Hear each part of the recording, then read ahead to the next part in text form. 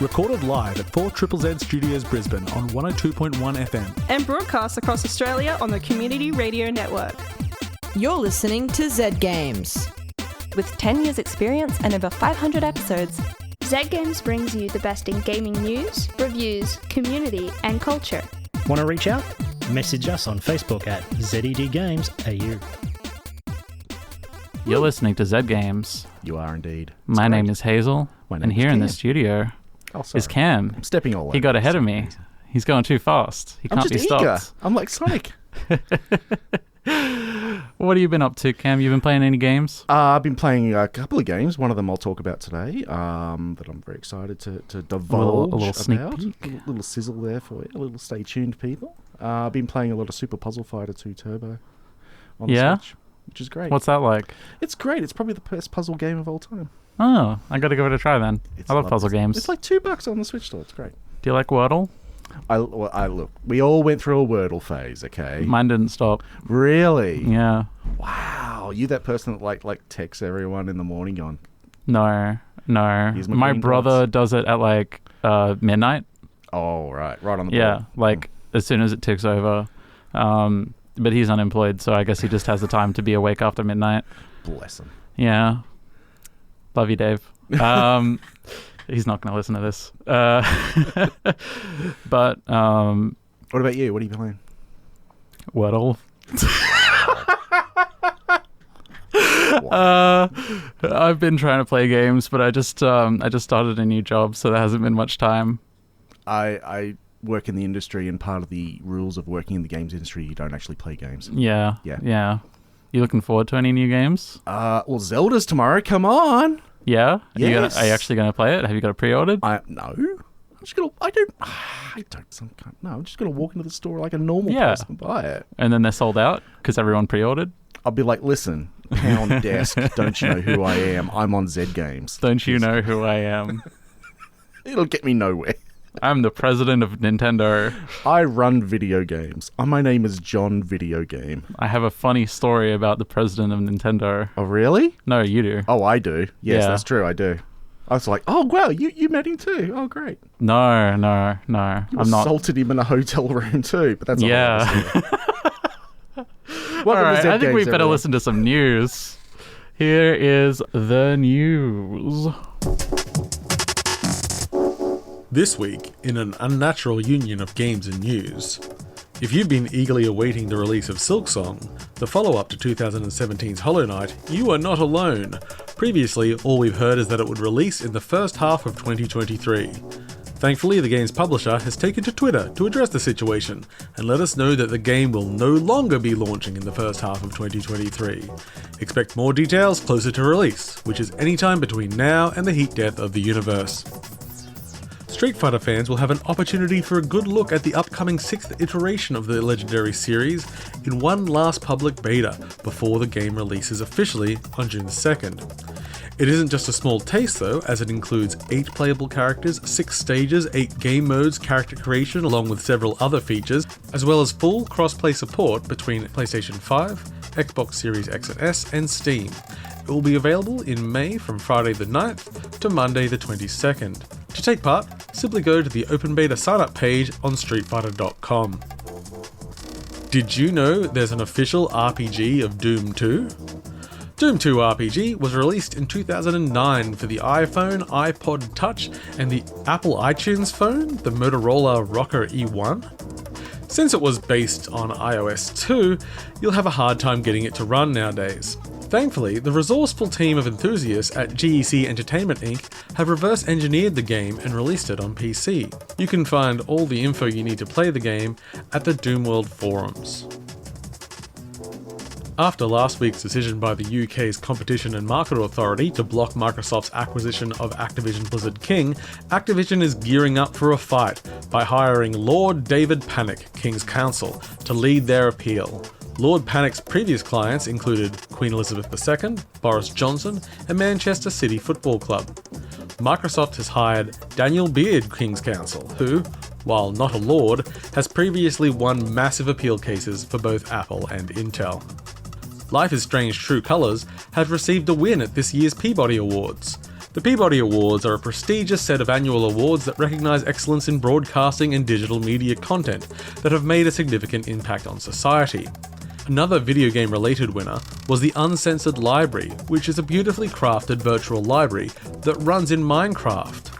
Leveraging Minecraft's availability in countries while other media is blocked, over 20 million gamers in 165 countries have been able to access censored articles available in English and the original language from acclaimed independent journalists under threat by the authoritative regimes in places such as Saudi Arabia, Russia, Mexico, Egypt, and Vietnam. The library has become a teaching tool in K-12 schools and universities around the world. For turning one of the largest digital platforms for youth into a global movement to fight censorship, the Uncensored Library wins a Peabody Award. Upcoming game releases. On May 12th, The Legend of Zelda Tears of the Kingdom.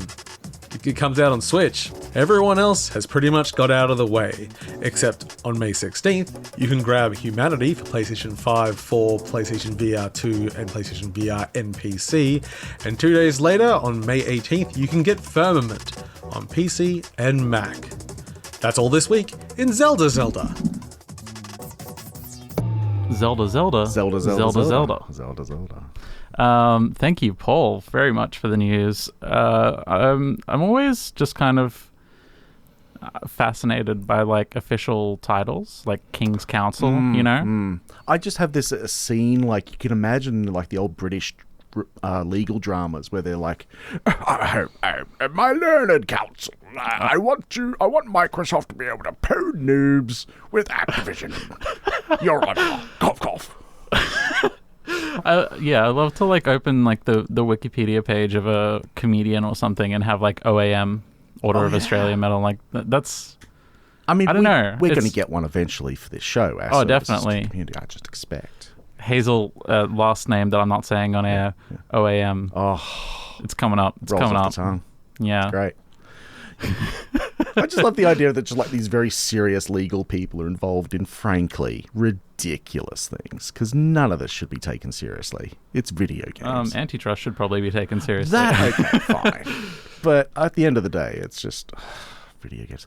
Street Fighter 6. Street Fighter 6. Street Fighter 6. I got my day off work booked. Oh, you do? Oh yeah, I'm serious. This is hardcore. I'm a little bit annoyed that beta Maybe I should learn Street Fighter and we can play together. Well, it's great. Street Fighter 6 is like got this mode where it's like if you've never played Street Fighter before, just press this button and you'll pull off cool, sick moves. You don't need to learn anything. I just press all the buttons at once. Press all the buttons. You'll do cool stuff. Yeah, I've played Soul Calibur. Yes. Now we're talking. Yes. So, just press every button and you win. Press every button. I'm so excited about Silk Song, even though I haven't finished Hollow Knight. I need to go back and finish Hollow Knight so that I can play Silk Song and review it for all of you beautiful people out there. That's right. You're all wonderful people. Yeah. I keep getting Hollow Knight confused with Shovel Knight, and then I start loading up Hollow Knight, and I go, oh, this isn't Shovel Knight. Yeah. It's cute. Wouldn't it be good if they had a crossover, though? Night.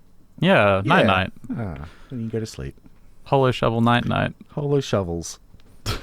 Let me play Animal Crossing. My shovel keeps breaking. Anyway. And with that, it is time for a little review of a game called A Story About My Uncle.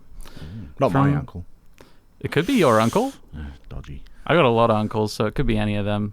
I have an actual Uncle Bob. I'm so jealous. You know, Bob's your uncle. Well, Bob's my uncle. Very good. Who's doing this review? Zahra. Aww. Here it comes.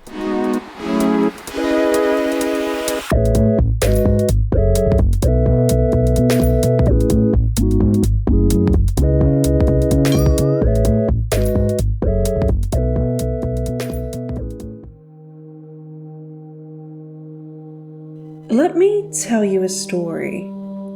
Grab a cup of tea, cuddle up in a blanket, and listen closely while I tell you a story about my uncle. A story about a young boy's journey into adventure and fantastic experiences. A story about my uncle has been in my games library for years, and yet, for whatever reason, I never played it. Until now, of course. And what I experienced was a charming first-person platformer where you play as our storyteller trying to find his uncle with the help of an adventure suit that allows you to do incredible things. run faster, jump further and higher, and most importantly, grapple. You're going to need it while navigating a dark, mysterious cave system filled with floating rocks, glowing symbols, and hopefully some new friends. The game starts you off like any other bedtime story, with a young, budding adventurer who is too curious for their own good. You get a few minutes to establish the setting, to look around the home of your uncle, settling into the story. And then, as if it was waiting for you, an adventure suit.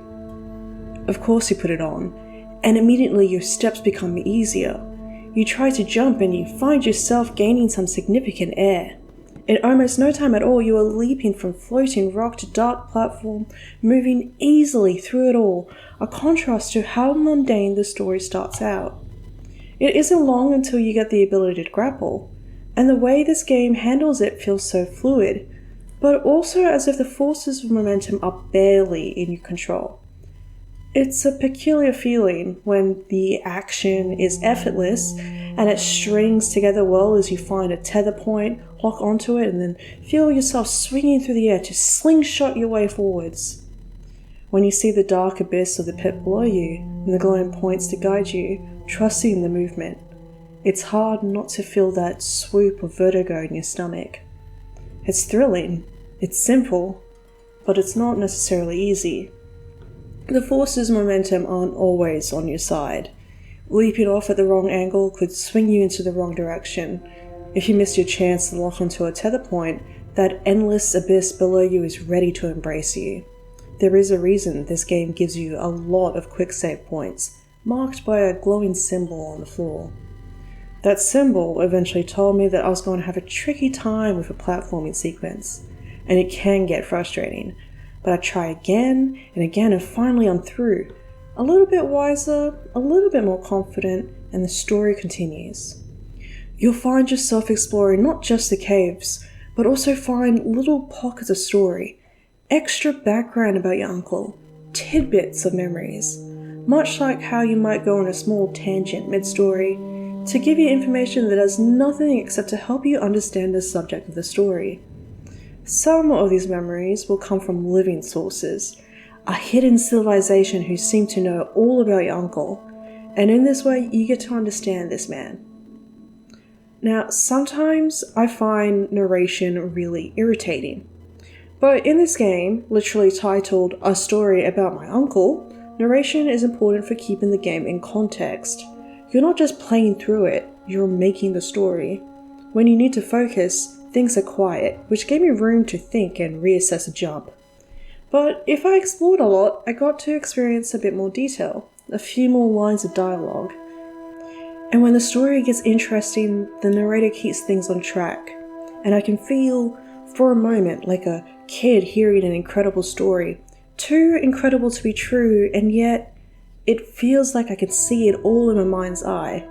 The voice acting lent itself well to achieving this feeling. A Story About My Uncle is an older game, but it's a bit of a treasure, and I feel that if you have a few hours and you want to just play through a fun platformer that feels rather satisfying, and also feel a sense of childlike wonder, it's definitely worth a playthrough. There isn't combat, it isn't scary, but it is atmospheric, with a knack for establishing you in the story that is both this extensive world in a cave system and so much more, and also a story being told to a young child. Story About My Uncle was developed by Gone North Games and published by Coffee Stain Publishing. It is available for PC.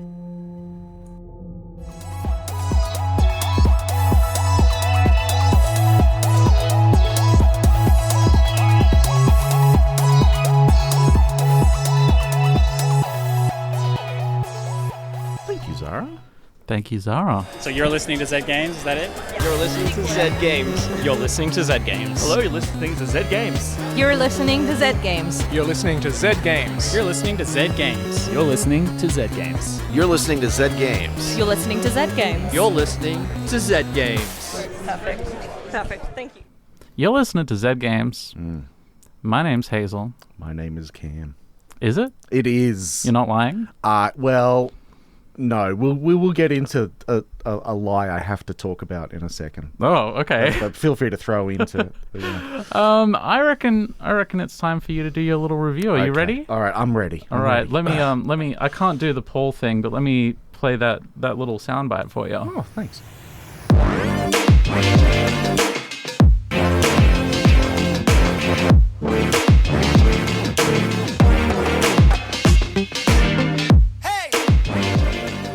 What are you reviewing? I'm reviewing a game called Fashion Police Squad. And not yet. Okay, let me start. My Zed Games friends, I need to tell you something.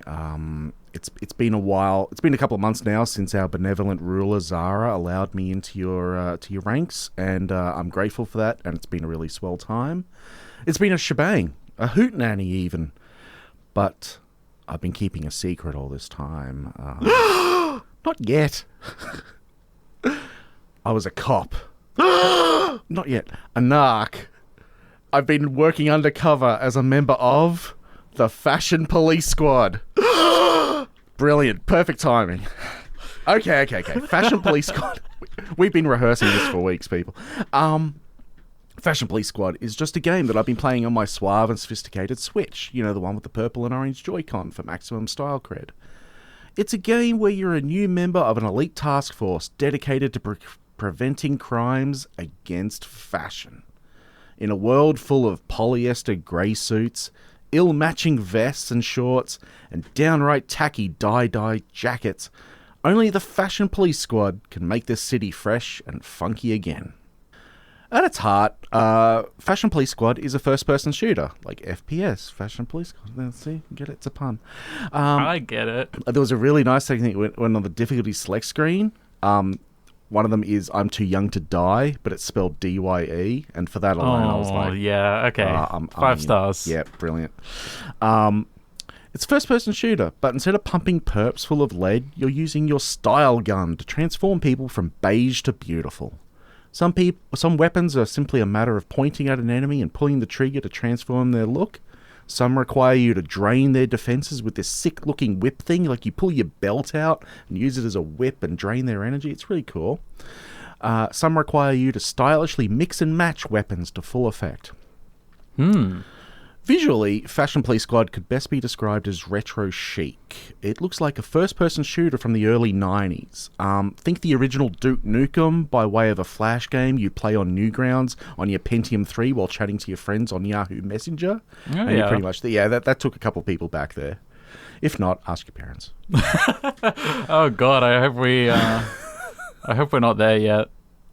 It'll be a great episode one day where we just bring our parents in and they're just like, oh, we're just so disappointed in our children. They're playing video games. Anyway, that's another story. It also reminded me of how back in the day when Doom was a thing, there'd be like total conversion kits like Simpsons Doom. Oh, yeah. Yeah, see, you got it. Alien Doom. People would just replace all the graphics and sound effects from poorly digitized samples from their VHS tapes in order to give their base game a whole new look. This is Project Runway Doom. Like that's kind of a cool look. Yeah. I really liked how this aesthetic lends itself to a game about fashion, because it means most of the time you're imagining the cool outfits your targets are wearing while looking at their blocky pixels. Like they're still sprites, right? They're blocky little sprites walking around the city, but you imagine they're wearing cool outfits, right? All this action takes place in a funky, futuristic city that serves as a Byzantine maze you must work your way through to complete each level. There's keys to find, doors to unlock, and most importantly, drabs to fab. Okay, look, it's not exactly as original as eye-catching as Lil Nas's Met Gala outfit, but it works. It's like a plain white t-shirt and a new pair of jeans. It's just simple and effective. Now I want to see a tiny little pixel version of Lil Nas X. Wouldn't that be amazing? That would be so cool. If you're a pixel artist out there, hit me up. Yeah, send it in. Twitter DMs. Wow. Zed Games. There we go. Remember Twitter? Ask your parents. Music. like the visuals though, the music in Fashion Police Squad exudes it's got this glitzy sheen that really keeps your toes tapping and your fingers clicking, right? Soundtrack's got this 70s cop show vibe that I really like. It perfectly matches the whole vibe of you being a special member of an elite task force that could conceivably have a weekly TV show. Like, can you imagine it? C-grade celebrity guest stars every episode just turning up looking really terrible, and then, like, the fashion police squad shoot them, and then they're, like, really stylish and cool. I don't know, I just think it'd be cool. Yeah. There's no, it's not people committing crimes. It's just people not dressing. I mean, isn't there like, it'd be like a cool version of What Not to Wear or whatever that show was called. Yes. I'd love that. Yeah. I like the idea that this is a video game not really about violence, just about like being your best self, presenting out in the world, revealing who you are through your fashion. You're not shooting clothes onto them. You're shooting their insecurities out of them. Brilliant. Yes. And everyone's happy. Like, yeah. You shoot them, they don't like, oh my god, I'm so sad. Great. No, they're dancing about. They're like, wow, you cured my depression. Yeah. And God knows I could do with that. That'd be great. With a gun. With a gun. Well, okay, actually, never mind. That went dark. Look, overall though, like, I really did enjoy my time with Fashion Police Squad. I like to think, before I handed my badge and nail polish and returned to my civilian life of being a mostly anonymous middle-aged radio announcer, that I've made a difference.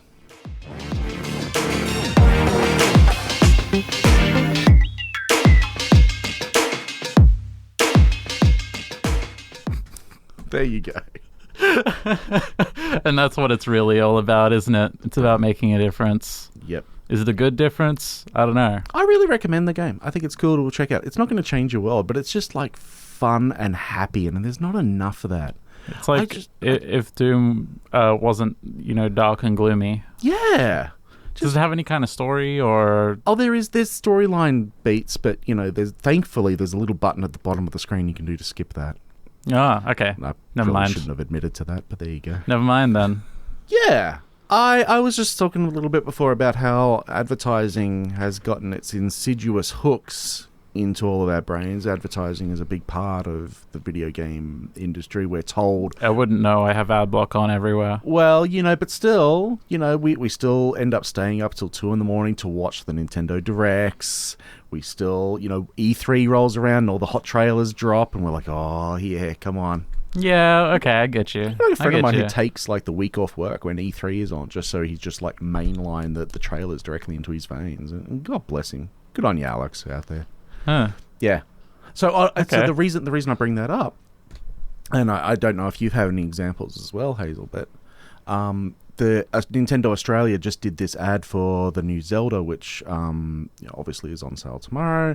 But it's about this guy this drab-looking middle-aged bloke who gets on the bus and he's very sad and he sighs to himself and he sits there on the bus and it's all very drab and dreary and he gets home alone to his drab and dreary house and there's really nothing going on in his life, and then he buys Zelda Tears of the Kingdom and he starts piecing little pieces together and he builds a boat and he's like, oh, this is great, I've got a little bit of control over my life, a little bit of ray, a little bit of sunshine. And then you see the colour starts to come back in the world next time he goes on the bus and he's happy playing his Switch. And that, more than any Nintendo Direct or anything like that, has convinced me to buy Tears of the Kingdom. Because I'm a sad middle-aged man. Has there been an ad that has convinced you to buy a game? I can think of one right now, but the game hasn't come out, so I can't buy it yet. Oh, but you're dropping your coin on that. Beyond Good and Evil 2. Oh, yeah, well... That trailer with Asian Dub Foundation, Strong Culture in the background, and the monkey doing the sick flips, and the hover bike, and the ship getting exploded. That was one of the coolest trailers I've ever seen, and I was like you said, just mainlining everything that they put out about the game until they stopped putting out stuff about the game. But it's important to have something for you to look forward to in retirement years. That was right before. Yeah, it was right before COVID. So yeah. Look, I'm sure it'll come out. You're young. You've got many decades ahead of you to wait for Beyond Good and Evil 2. It's fine. You'll get to play it 1 year. I'll be hovering around as a ghost going, what's it like? I'll get to play Beyond Good and Evil forever. Aye. Very good. For all the oldies out there. I'm not actually old. I just have older brothers. There you go. No. Picross. I don't know if you ever played the Picross games, the puzzle games. Oh, yeah, I love Picross. So when Mario's Picross first came out, back in like 96 on the Game Boy, what Nintendo did was they just printed out a screenshot of a level with the numbers on the side and the top and everything like that, and just went, fill it out yourself on paper. And if you did, you obviously got what the game was about. Yeah. And it was brilliant, and that sold me the game. I thought that was absolutely genius. Now I want to play Picross. Yes. Damn it. The new one's out this Picross 9? Anyway, yeah, it's good. You got me. Yes. You got me. Are there any others? Are there any other games that you bought solely based off the ad? I can tell you some games that have actually like put me off because of the ad. Ooh, that's good, actually. Like there's been a couple of like, I used to really like Need for Speed, right? And then the soundtrack would start to drop in the ads, and I'm like, oh, I freaking hate this song. I'm gonna bugger it. I am that petty. Yeah. But I'll be like, nah, I'm done. Nitro, nah, forget it. I was just like, nah, I hate the soundtrack. Yeah. What's your favorite Need for Speed, actually? This is like... You know what? Oh, there is a wrong answer to this. Wow. Go. Wow, judgment. Need for Speed 2. The original OG. Okay, I've got no... I got nothing to say about that. Right? I got nothing to say about that. Okay, the reason why is that... actually, Hot Pursuit. Come on. Got to have respect for Hot Pursuit. The reason I like the original Need for Speeds is because all it was like, pick a nice sports car, pick your opponent's nice sports car, and just a straight road that goes on for miles. And that's it. It's just a cruise along the countryside. There's no techno music. There's no worrying about your nitrous levels. You don't have to worry about doing 6 slides and racking up a counter. It's just a nice cruise drive. Maybe I just How do you feel about the Fast and the Furious movies? Too fast. Probably a little bit too furious. I'm like, calm down, people. Complete opposite. Really? Opposite. Okay. I'm obsessed with Too Fast, Too Furious. What about Tokyo Drift? Where does that sit? Tokyo Drift is an interesting one to me because it does hold a special place in my heart, but also drift. What do you mean drift? It's probably the worst written of the early movies, and yet it's so fun. You know, car go sideways makes my brain happy. I love that concept. Why don't they just make... Because I started to think, why don't they just make cars that drive sideways? I just wanted to make No. I actually have something good about this. This is now a car show. It's now a car radio show. In NASCAR, they did actually start making cars that had tow built into them, so that basically like the front wheels and the back wheels were off center from each other, and they kind of like crab walked around the track, and it made it more efficient because you're always turning left. Then they realized that, if we let them do this, all of the cars are going to be diagonal all of the time, and that's going to look embarrassing for NASCAR because suddenly they don't look like real cars anymore, so we have to ban this. Oh, that's a shame. Yeah, it's marketing killed the sideways cars. Wow. Can you imagine though a racing game like where you're just constantly drifting all the time and a number goes up? That's it. Need for Speed Underground. Drift mode. Yeah, fair enough. Need for Speed Underground, by the way, my favorite. Oh, it's a pretty good choice. It's so good. It's so good. And the soundtrack... Mm-hmm. That was one with probably Spider my Baby most played soundtrack on Zed Games is Need for Speed Underground. It's got everything, you know? It's got everything you want. It's got like UK underground rap. Yep. It's got whatever Static X is. Good times. Great times. Was that the one Great with all times. the neon underlighting? Yes. And you could fully customize the car and do like vinyl stickers, and you could make it absolutely disgusting. It was absolutely everything. Even the demo reel that played before the game was a ripoff of Too Fast, Too Furious. Like the race that happens at the start of Too Fast, Too Furious, they do a complete like 1-to-1 copy of it with the bridge jump and everything. And that's like the demo reel that plays before you start the game on the menu screen. Oh wow! Okay. You remember those? Yeah, they don't have that anymore. Yeah. R.I.P. demo scene. Very sad. Anyway, it's time for us to say goodnight and goodbye. This is always sad. It's been an awesome show. Oh. The old Skyline had its back wheels. Yes, you're right, Ben. What, did we just have a text message come in? The old Skyline GTRs, they achieved better handling in corners by having the back wheels steer slightly in the other direction when you turned. Oh. But just like a tiny bit. You wouldn't notice it, but yeah. There you go.